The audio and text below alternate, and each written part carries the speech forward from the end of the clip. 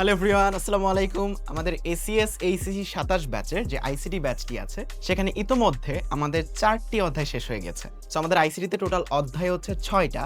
এর মধ্যে ৪টাই আমরা এই ডিসেম্বরের মধ্যেই কিন্তু শেষ করে ফেলছি। সো ২৭ ব্যাচের ক্লাস শুরু হয়েছে মাত্র কিছুদিন আগে।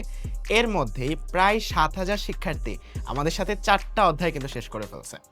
সো আমরা অধ্যায় ১, অধ্যায় ৩, অধ্যায় ৪ এবং অধ্যায় ৫ এই ৪টা অধ্যায় ইতোমধ্যে শেষ করে ফেলছি।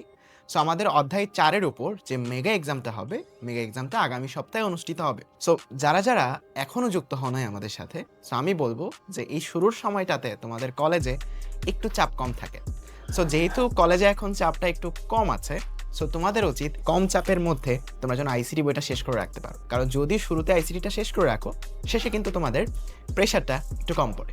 সো যারা এখনো যুক্ত হও নাই, আগামী সপ্তাহ থেকে অধ্যায় ২ শুরু হচ্ছে।